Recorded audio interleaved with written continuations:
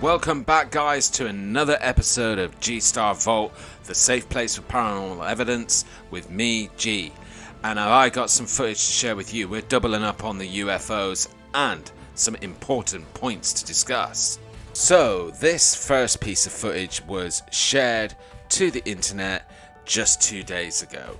And it was uploaded by a channel called Skywatch Explorer, so shout out to them, link in the description. They were sent the footage by a gentleman by the name of Carlos from Portugal, who is an avid skywatcher and photographer. As you watch this footage, like me, you may struggle to see the object in a lot of the footage, but do not worry, because later there is some zoomed, slowed down and cropped versions of it, and I've got a still that I would like to share with you as a point of discussion. But enjoy this footage for a little bit.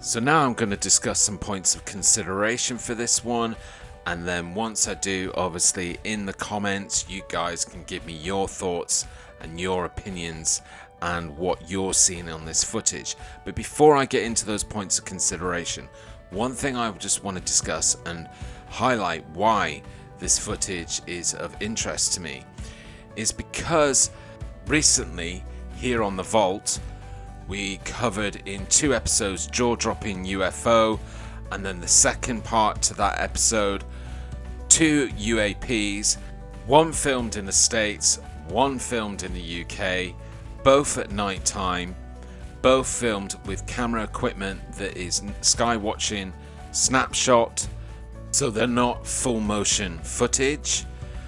But in episode 2 I definitely made a comparison to the similar shape of these UAPs, and that they were very rectangular in shape, in my opinion, almost barge-like.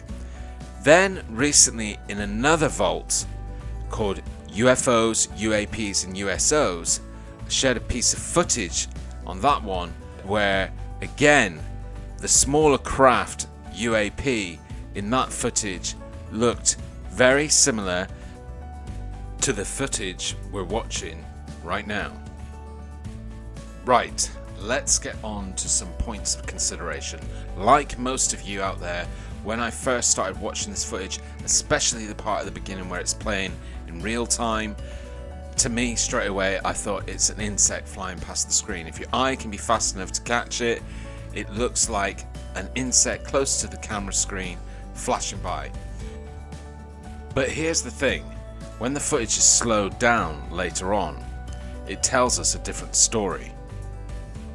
So some of you may be aware of the phenomena called sky rods, or some people call them skyfish.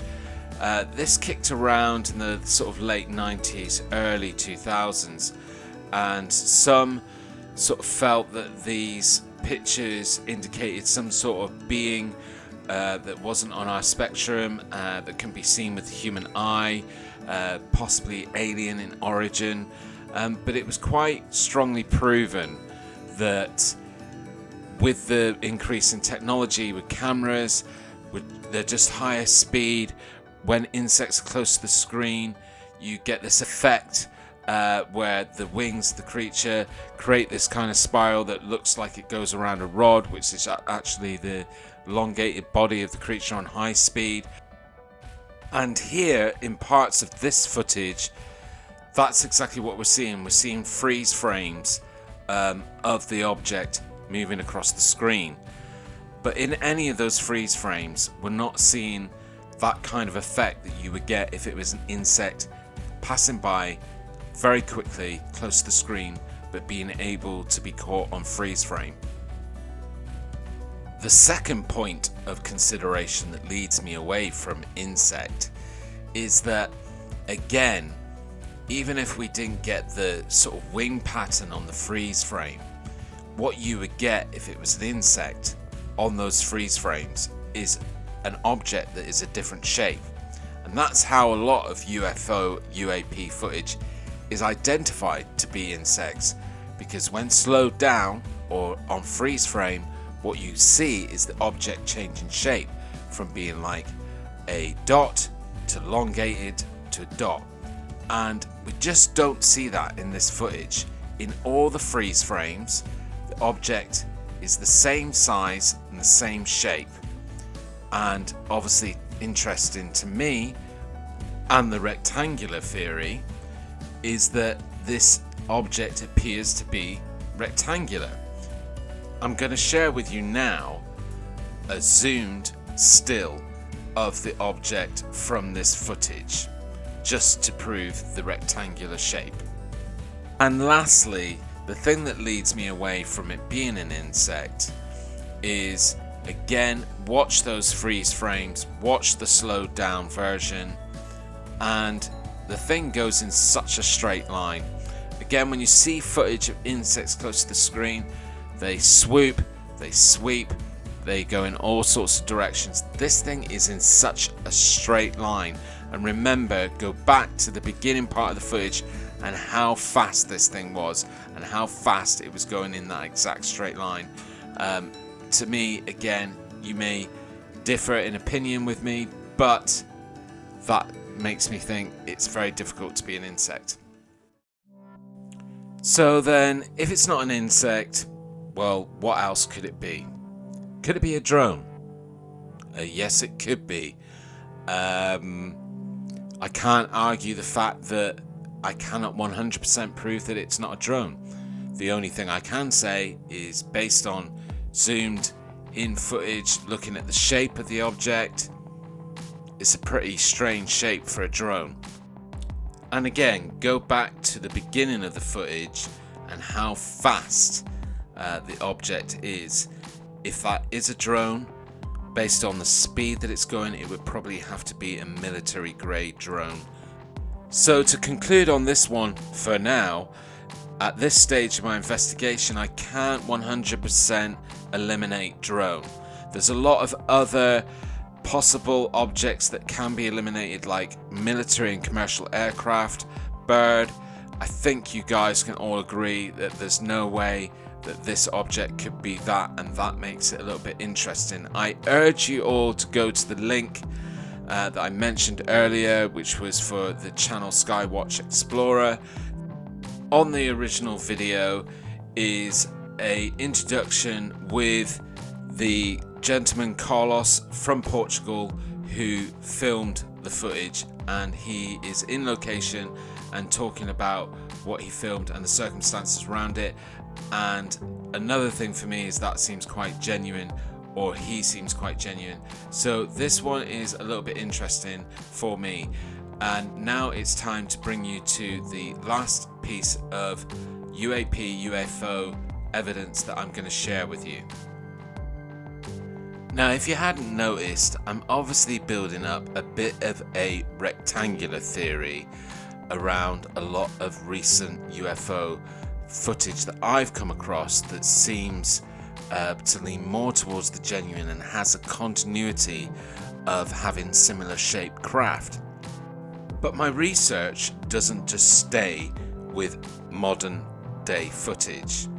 I'm in a lucky situation that I'm currently the curator of the vault, so I have access to all the special archives. And in my research, I was able to dig up from the archives not footage, but a photograph from 1979.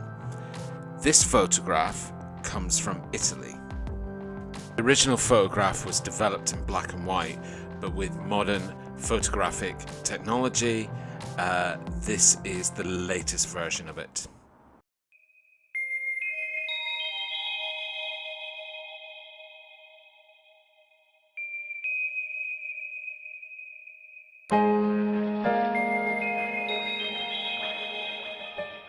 These are the details that we have stored away in the Vault archives about this photograph. It was taken by pilot Giancarlo Ciccioni, 14th Fighter, Wing of the Air Force.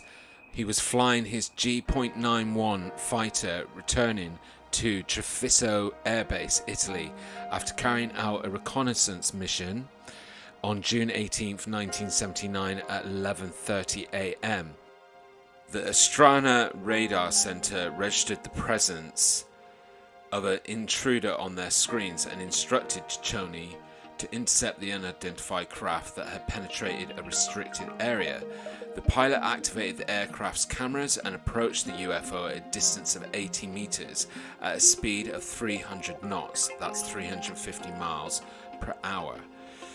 Airport ground staff followed the scene with binoculars, and Treviso Control Tower personnel contacted Ciccioni to warn him that the object was releasing a strange blue trail.